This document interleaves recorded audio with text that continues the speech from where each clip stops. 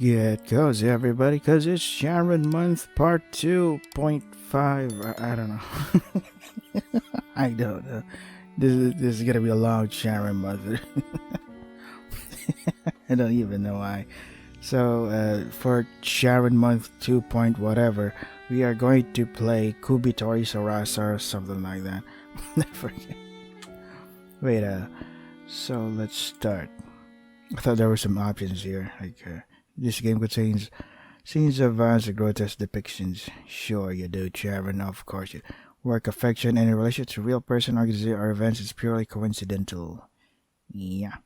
Hey, look at that. Isn't this from, I think, Collide Stella or Vanilla Judgment, whichever the game. Okay. So before we do that, there is no option for the text speed. 2 steps forward, 1 step back. 3 steps back, Sharon. Damn it. The piercingly cold snow continued to fall. During the season, the wrath of Mother Nature shows no sign of slowing down or stopping. I wonder if this is also during the time of Cradle Ruin because there's some kind of unending snowstorm. Maybe? I'm trying to connect Sharon stories in the Sharon universe. This is a remote mountainous area. Yeah, you can click it all the way over there by using a specialty remote. A man's shadow is seen walking along the road, which is covered with snow up to his knees. The bee's knees. All the cars on the road had stopped moving. The phones were disconnected and no help was coming. You mean no signal? What do you mean disconnected? He was at a loss, deep in the mountains, unable to pick up a single signal. He has no choice but to evacuate. By evacuate, I mean I have to use the toilet. I have to evacuate. But on the way, he was separated from his beloved wife. I don't recall ever seeing our beloved wife, though, unless Sarasa looks identical to our dead wife or something. A poor man who was separated from his love by Mother Nature. What were you two doing in the snowstorm in the first place? Why were you outside the snowstorm? Outside of your, what I assume to be your car, because why else would you be there? Or maybe a cabin, log cabin. Sorry, I sneezed there. Where is he headed? And whether he'll even make it back alive, no one can say. Of course you can't say. You're the one writing the story. ... Where are you? Where are you? The man seemed to have tears in his eyes as he mumbled something. Those tears are immediately frozen because of the heavy snowstorm and low temperature. In the midst of a great snowstorm, he searched for his loved one with bloodshot eyes. He was sweating even in these sub-zero conditions, as he was in a great hurry. Well, that's one way to lose weight. Wandering alone in the middle of a blizzard, anyone could see that only a cruel fate awaited him. Anyone could see, but why couldn't the main character see it? Is he blind because of his bloodshot eyes? Oh wait, he was looking for his beloved wife, yeah. The heavy snowstorm obscures his vision. It was getting fiercer and fiercer, and he could hardly stand on his own 2 feet. He even saw as if searching for something to hold on to. He struggled his way through the pure white world. It was then that his strength reached its limit. Hey, look, a ball, an orb, ghost sighting. Suddenly he saw an orange light swaying in the distance. UFOs are real, they're here, they're coming. It's Oumuamua or Three-Eye Atlas. There's so many videos coming out about Three-Eye Atlas, and there's these theories that maybe it's some kind of alien probe trying to observe our planet, because that's it moves in a strange way. It's coming in a strange way that, how do I say it without sounding like a total maniac? From what I've watched from these videos is that the 3A Atlas has strange patterns that aren't like any other asteroids or meteors that just go by, that just pass by. It's coming closer and closer, like holy shit, what is happening? And what's even weirder is that the NASA telescopes suddenly they stop working. Like really, what a coincidence! In order for us to see what is happening, but why did it stop though? Why did the telescope suddenly conveniently stop at the moment where it is desperately needed right now to understand what's going on? Isn't that strange? What is that? UFOs, they've come, they're finally here, they've been here all this time. The man strained his eyes, but he couldn't make it out clearly. In this bad weather, there was no way for him to see what it was. He took one step, then another, carefully, and finally it became clear. Hey, look, a giant walking penis. A person. Oh, yeah, that. A person was there. A person holding a lantern in their hand, from which an orange glow emanated. It wasn't his wife, but the mere fact that another living being existed in this hellscape was reassuring.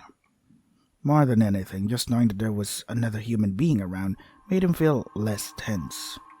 He put his hand to his chest in relief and walked quickly over to the figure.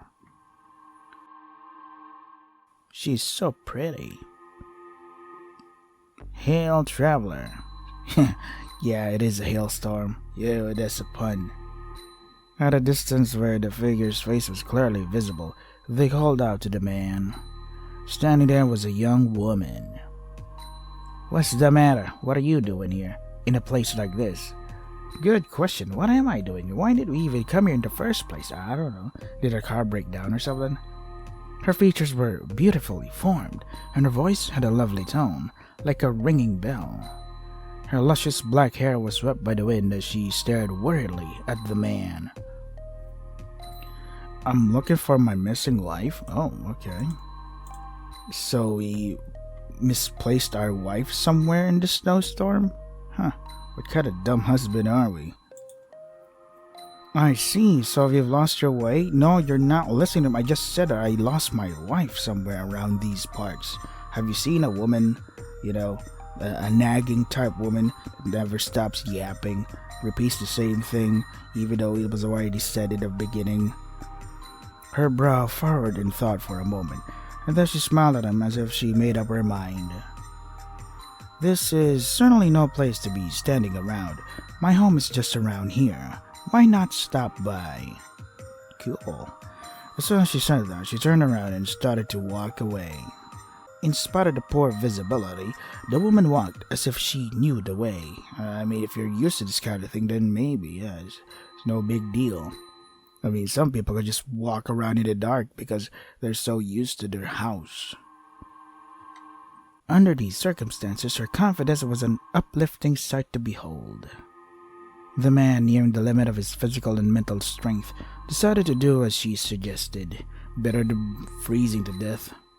I'll just say there are very limited options here. The question is, what the hell happened to our wife? Did she finally leave us for being such a deadbeat dad? The fire in the hearth burned with a crackling sound. I don't hear anything. I hear violin though. The gently flickering flames quickly warmed even his freezing body. Well, it's supposed to do that. If it doesn't, then your fire's broken. This hut was very warm, a little old but sturdy and well built. It wasn't spacious, but it was more than enough for one person.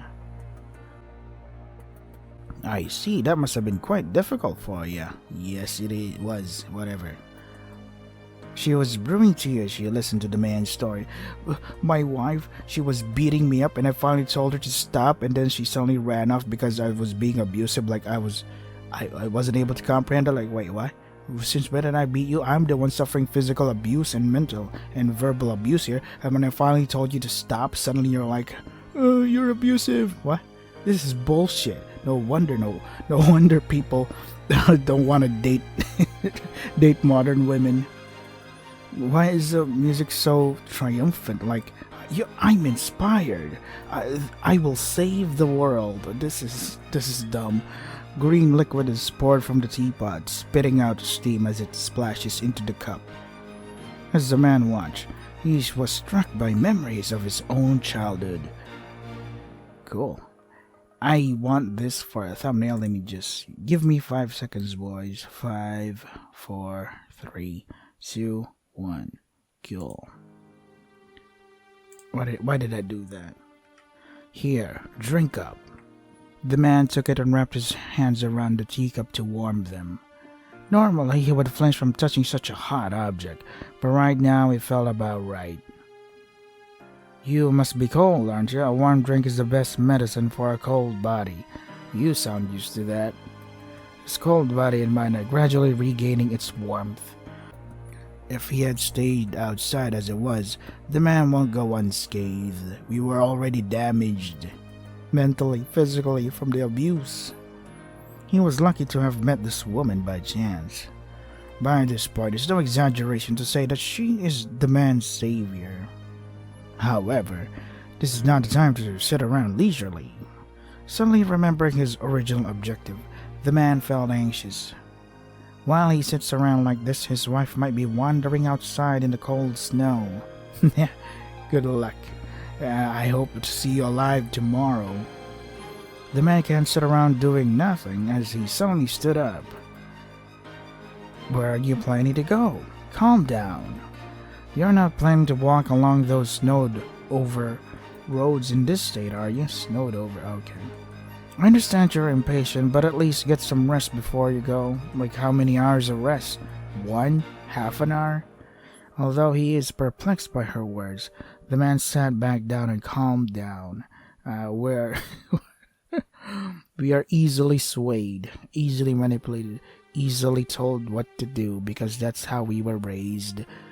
Dejected from society, told time and time again that men are useless, men are the ones doing all the bad things in the world, even though, when you look at something, when you look at reality, it might not be the truth, but somehow the propaganda worked. He picked up the tea as he calms his mind, as he lets out a tired breath. The man closed his eyes as he smells the tea's fragrance. From that tea he could smell something similar his grandmother used to put into the tea from when he was young. Such a ridiculous thing, in such a serious time when my wife is missing. I'm enjoying to hear, oh my god, my wife, alright. This hut's warmth is able to make me forget all of my pain. You may call me Sarasa. For as long as I can remember, I have been living in here alone. It appears her name is Sarasa. No shit, she just told you her name. What the? It appears? It surely is her name.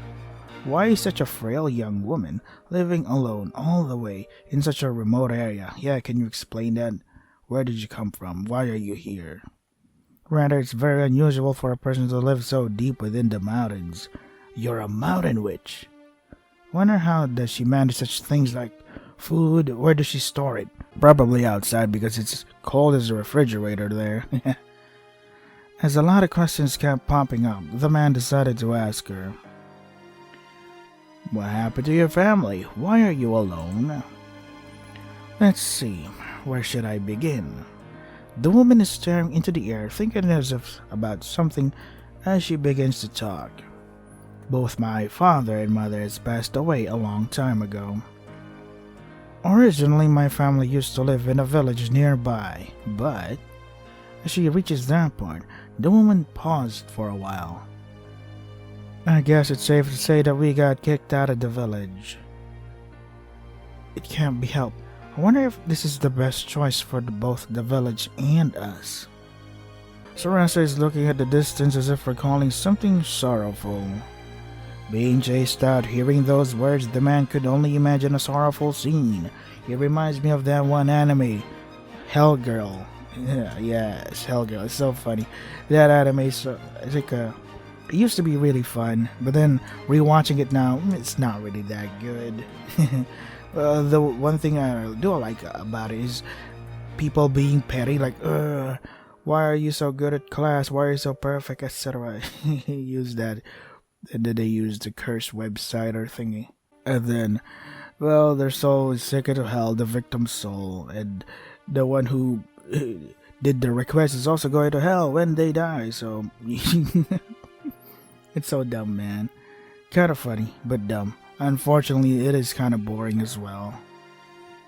I should stop asking questions and prying to her personal circumstances any further. Yeah, she is the host here. She owns this house. She can kick us out at any time. Dear traveler, it's about time. After you're done resting, are you planning to go out again? I've got to find my wife. You'd better call it off for today. The blizzard is still raging outside. Are you planning to die? Maybe. I mean, I get the reward. Like, if I find my wife, cool. If I die, even cooler. See what I did there? Cooler? Yeah, okay. Something dangerous called Kubitori lurks around these parts. Going out this late at night is very dangerous. What's a Kubitori? Don't say such bad things. If you want to leave, better to do it tomorrow morning. If you don't mind it here, you can stay for the night. Some Kubitori, yeah. There is a folklore about a monster attached to this land. It is sent to go cut the necks of any travelers who wander around the mountain. That sounds familiar. Well, if you insist on going, then I'm not going to stop you. You may do whatever you wish. You don't think the Kubitori is just one big Sasquatch? You know, the Yeti? Bigfoot? However, if the Kubitori comes and slits your neck, know that I've already warned you. I'll be in your care until morning. You've made the right judgment, dear traveler. Please don't worry and get a good rest. Good judgment? There's only two choices that lead to the same thing. What are you talking about? Well, you don't need to worry. Nearby, there is a village. I'm sure your wife is doing well somewhere around there. Then why don't I just go there instead? Hearing the man's reply, Sarasa felt relieved and smiled. Without saying anything, she prepares a warm meal and bed for him. Despite the situation, somewhere inside the man's heart, he feels both assured while also guilty. Why should I feel guilty? Alright, it's because my wife is dying outside, freezing to death. What the hell? Why is it like this? It should still be shining since there's still fire going on around this part. As night comes, the raging snowstorm is not showing any sign of calming down. Instead of settling down, it feels as if it keeps on getting stronger instead. I wonder if my dear wife is safe somewhere out there. Sarasa, she mentioned there is a village nearby. I hope she is truly able to reach there safely. Honestly, I want to go and look for her right away. However, if I venture out there carelessly, I might lose my own life. Is praying really the only thing I can do for now? Yeah. I mean, you could go outside, but chances are you're dead. Now then, what to do? Ooh. Save it. Slip into bed. It's what she told me to do. There's a blizzard outside. If I insist on going out, I may endanger my own life. I know better than anyone else that I shouldn't underestimate Mother Nature. No matter how long I ponder about it, no answers come to my head. Let's just call it a day. When tomorrow comes, I'm sure the answer will come on its own. Wrapped in the warmth of the room, the man tucked himself in the futon and drifted asleep. I'm back. Gosh. The sound of birds chirping fills the silences, also the piano music. Sad. Yes, the long grueling night has passed, morning has finally came. The storm appears to have passed. The sun is shining, unraveling the clear blue sky. Are you leaving already? Yep, that was the agreement. As the man is preparing to set forth, the voice of a woman can be heard. There's no need for you to be in such a hurry, is there? You should take your time and then go. Although he is tempted after hearing such sweet words, he tightened and puffed his chest to show his determination. If so, then please be careful on your journey. The woman lets out a lonely smile as she sees him off. Then after a while, as if having remembered something, she faced the man. "A moment, please, traveler. What is it?" "As I'm listening to your story, I can only think of inexplicable things." "Like what?" Hearing her words, the atmosphere started to feel as if the very air was freezing over. "You made it stop because it's a snowstorm outside? You said you got separated with your wife on the way here, but are you truly telling the truth?" Yeah, I know." As she said this, an unsettling silence filled the hut. The man stood there in silence and refused to answer the question. A car is driving along the mountain road. Pushing through the snow, it keeps going deeper and deeper into the mountains. Driving the car is a single young man, with no one in the passenger seat. The man appears to be impatient about something as he wipes the sweat off his forehead. Eventually, the car stops in front of a cliff as the door opens up. The man takes out a huge bag out of the trunk and throws it at the bottom of the cliff. The bag that's big enough to hold the person is rolling and makes its own way down the cliff. What are you actually looking for? It appears that you aren't truly looking for anything, are you? Although her attitude was very cold, the tone of her voice was gentler than yesterday, as if prying to something hidden deep inside the man, luring it to come out. You were alone in the very first place, with no wife to call your own.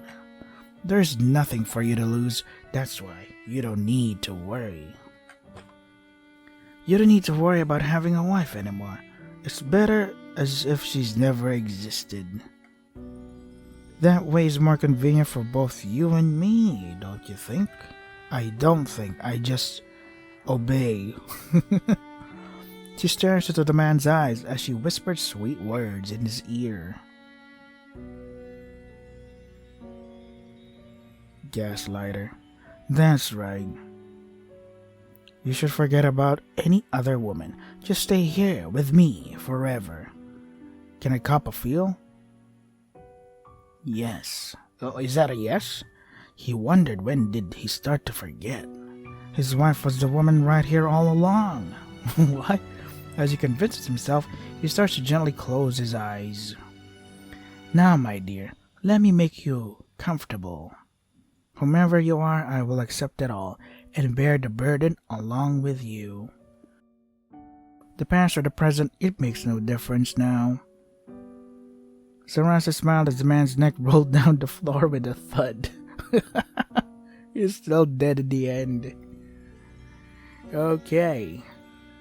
Kubitori was a you all along, bad and false sense of security. Okay. Yes, Sharon. Roger Dodger. Wonder how do you do that kind of animation in RPG Maker 2003? If only I can do art myself, I would have made tons of these kinds of games. Go out and look for my wife. This is not the time to sit around in a place like this. I need to hurry and look for my wife. To receive such a warm reception alone by myself is just...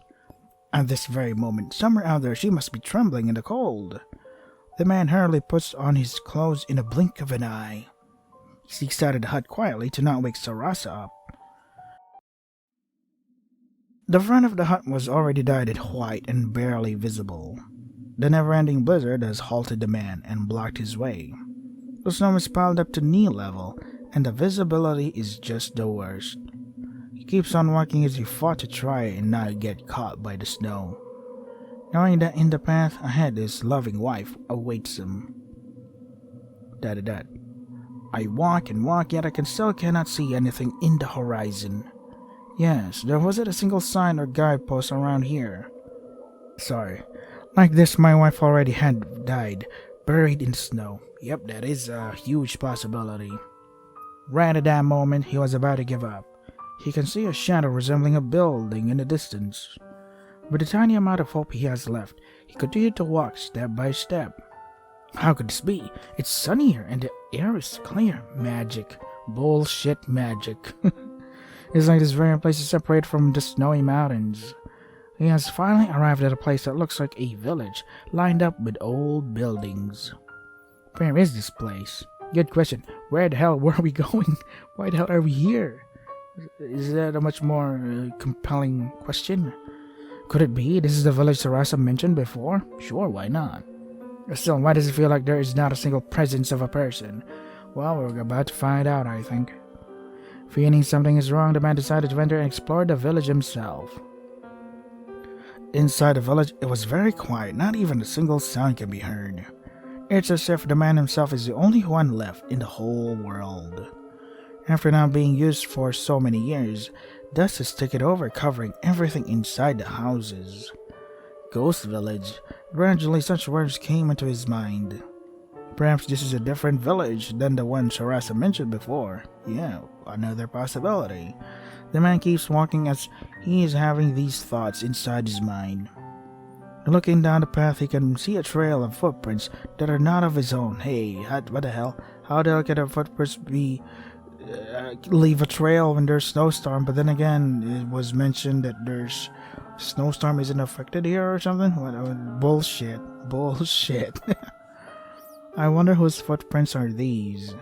It's Bigfoot. Maybe it belongs to my wife. There shouldn't be anyone else this deep inside the mountain. Maybe. Not entertaining the possibility of the footprints not being his wife's, he decides to follow the path. Following the small footprints, a trail that looks like something is being dragged can be seen. Were they carrying something huge as they dragged it? Maybe. The mystery is only getting more and more unclear. Following the footprints, he goes deeper and deeper, when eventually he found a particular warehouse that emanated an otherworldly atmosphere. The mysterious footprints appear to continue inside the warehouse. The man can feel that something is wrong, even so he still decided to open the warehouse door. The warehouse's door is exceptionally heavy. Even a man would need to use all of his strength to open it. The door is slowly open as it lets out a creak. At that very moment, a stench of something rotten surged into the air. Something has been left here for a very long time. A ray of moonlight penetrates the looming darkness inside the warehouse. Okay. As a pile of human bodies missing their necks started falling down. Okay. Lying beyond that, a sight that caught my eye was the mutilated body of my wife. I know those B-cups. Everything from the neck up has been cut off. Her body's lying on the ground without a head attached. Yeah, where does his head go, by the way? Where did his heads that the Kubitori cuts off go? Did they keep it as a trophy? On a separate room? From the way it was carelessly scattered about, it's clear it was someone's doing. My wife was murdered, see? So it's like, when Sarasa found us, she already did the deed. In the first ending, she was gaslighting us into believing that we killed her wife, even though that's not true. I mean, this ending here proves it. As the man felt nauseous, he closed his mouth tightly right away, trying to hold it in, but to no avail. The white snow has now been sullied by his vomit. Ew. The shock of losing his wife decided he shouldn't have seen, and the feelings of guilt assaulted his mind all at once. As he is panicking, he loses strength and reaches to the ground while wheezing. I don't know what has happened here. All I know is that my wife has been murdered by something, and the fact that there is a huge amount of corpses left behind here. Moreover, all the corpses are all decapitated. This is obviously something abnormal. Well, at least whoever did this isn't a cannibal. They're just really messed up. There's no way for me to understand any more than this. I don't even know any further than this. No matter what I do, I can't calm down. Who would in this situation? Except for me.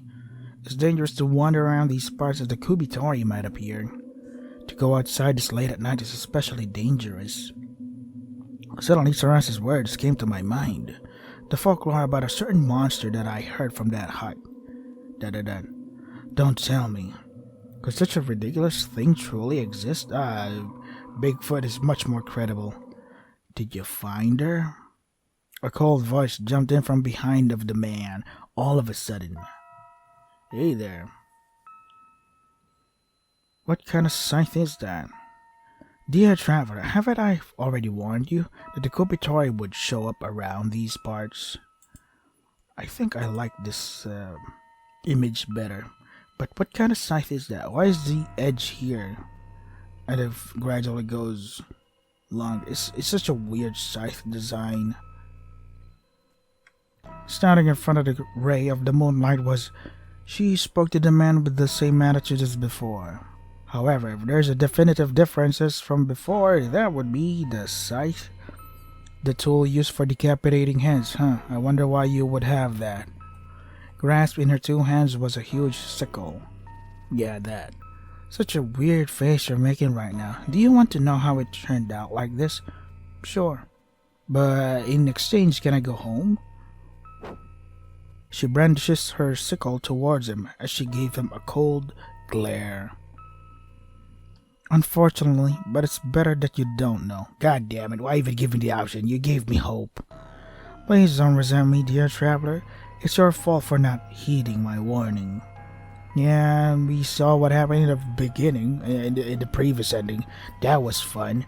The huge blade is swung vigorously as it cuts the wind. Ow, my ears. That has got to hurt. Did that hurt? Maybe. Wait, this is a true ending? Alright. So this horror story is more of a horror story, not really psychologically traumatizing like previous Charing games. It's a fun little Halloween story, I guess. I much prefer psychological tormenting, because it's much more believable in a way. Like, these characters, they're all cutesy or whatever, but then, oh my god, they do something terrible, like in Higurashi. I like Higurashi, even though the animation became terrible by the end. I don't know, I think the animation team ran out of budget or something. What is that? Oh, here we are. It's a story. It's a very old tale. There existed a certain village deep inside the mountains, isolated from the rest of the world. The village is said to be cursed. Every passing night, a monster would appear and cut the neck of any human within its sight. This monster's name is Kubitori. Although there is nobody who has witnessed its appearance, any traveler who happens to meet it will have their neck cut. Fearful of the existence of this folklore, the villagers performed a ritual to calm the Kubitori. Once every year, they would sacrifice a young child as an offering in order to ward off the evil. Hey, Kubitori, look. Fresh meat. Why would you do that? Should a child be chosen as the offering, they would be locked inside a warehouse, where they would be decapitated by a huge sickle. By whom? It is said that the purer the child was, the more effective it would be. In exchange for the cruel ritual, the Kubitori has been appeased, and the village is slowly regaining its peace. The villagers believe that as long as they performed the ritual, the village would be able to continue existing in peace. She's so cute. Now, be good and sit here obediently no matter what happens and whomever may come. Never even try opening the door. Do you understand? A young woman peeked through the small gap in the door and said this to the little girl. She seemed quite impatient, as if she was running out of time. Yes, I understand. No matter what happens and whomever may come, I won't open this door. With an innocent look on her face, the girl trusted her mother's words and did so without a question. Wait here as you're told, like a good girl. I'll definitely come back for you. Yes, I will be a good girl and wait for mother and father to come back. You're such a good girl, it's a promise between us, okay? The young woman lets out a smile of relief as she closes the door tightly. The light from the hut is starting to disappear. Being left alone in the darkness, the little girl sits patiently as she waits for her parents to return. However, no matter how long she waited, none of them ever came back. How much time has passed? The girl's belly started to grumble. She hasn't eaten or drunk anything for days. She's reaching her limit. The promise with dearest mother. Mother, please forgive me. The girl decided to open the door and walked outside. And then she finally understood. What happened to her parents on that day? My parents were never going to return. I, who was chosen as a sacrifice, is still alive, while both of my parents were executed. The fact is that both of my parents gave up their lives for me. That doesn't make any sense. Why would they want to? Why would the village want to kill the parents and the sacrifice? Whatever. The girl cursed herself. She can't help but curse herself. And the village that drove them to their deaths. From then on, a few years have passed. Was it around the time the girl had grown up to understand what's going on? On that fateful night, the village is destined to perish. Ooh, even cooler. Such is a devastating sight, something that words cannot describe. The monster from the folklore came and devastated the village. Self-fulfilling prophecy. The villagers' brutally decapitated bodies were all carelessly stacked inside a warehouse. So what happened to the previous ritual? What happened to the previous sacrifices? Were they decapitated by the Kubitori, even though Sarasa is the self-fulfilling prophecy of the Kubitori? I'm just trying to make sense of it. I mean, it is a cool horror story, but logically, it doesn't make any sense. From trying to analyze it in a way, like, wait, how did this happen? How did that happen? Magic. Sharon magic. Within a single night, the peaceful village has turned into a ghost village. Such is an inevitable thing. The Kubitori dragged their big sickle, covered in a red liquid running down from its blade, muttered something as she surveyed the now silenced village. This was probably the best outcome there is. The villagers have been repaid for every drop of blood they shed for their offerings. The price might be too great for it to be redeemed within a single night. Single night?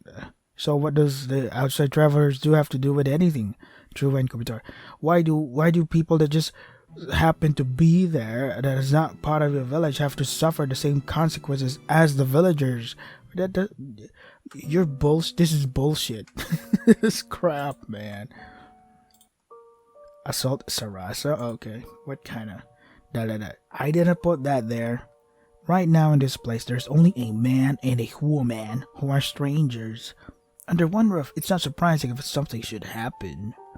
Succumbing to curiosity, the man decided to sneak a peek at the woman during the night. As the man snuck into her room, he pulled back the covers. Hey, look at that. She was expecting. She knew that we were that kind of guy. Oh, it's you. Aren't you a bit late? I'm tired of waiting. Without realizing, he let out a grin and laughed at her unexpected reaction. He thought that she would refuse outright and became furious at him. He breathes wildly as he gets excited. It would appear that the feeling of ecstasy spreads all the way down to his lower body. You're such a lively man. Will you entertain me tonight? I've been waiting for this for a long time. A young man just like you. Go ahead and gloat. That cold and calm look of yours, I can't wait to shred it into pieces. Dude, we're gonna be the first to go. What are you talking about? He licked his lips as he thought about all these terrible things. He could see a white snowy valley from the loose part of her kimono. What? White snowy valley? Oh, you mean her panties, right. The man reaches out his hand into the mounds of her chest. When suddenly the world started to shake violently and rotate. Due to that shaking, the man fell and hit his chin on the hard floor. Exclamation point, question mark?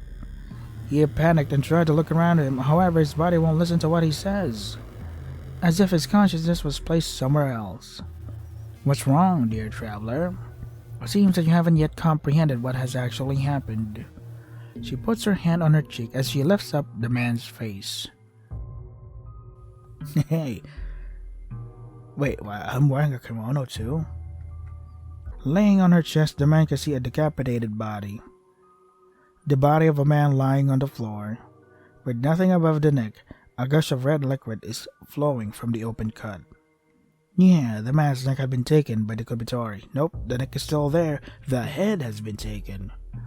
Is this the punishment for his foolishness of trying to devour a woman? Yeah. A deep sound of agony fills the entire bedroom. Whether it's from regret or is it from pain, nobody but him knows. He can only resent his very own shallowness as he screams out in an indescribable cry for eternity, even though that's not possible because our head is no longer attached to the body, so we can't produce a scream or anything. Oh, funny. Bad end, the sinner of lust. Yeah, yeah. That makes sense. This is what happens when you're a lustful bastard.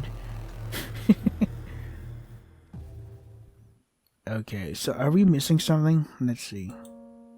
No, we are not. This is complete. So this is Kubitori Sarasa. It's a fun horror story, but as a Charon game, it's not that. It's not what I expected. I much preferred the psychological trauma, anxiety, and all that good stuff that I come to expect from Charon. So this Charon games, Charon story is really on the bottom tier list. If I'm ever going to make a tier list of Charon stories or Charon whatever. So yeah, if you want to try the game for yourself, the links are in the description. That is all for today. Stay safe and take care of yourselves. Well, another thing I noticed though is because she has black hair and red eyes and white skin, she reminds me of Kaguya from Kaguya-sama Love is War. Pretty great anime. Yeah, it's pretty great. It's focused on comedy, great romance, character interaction. Yeah, animation is amazing as well.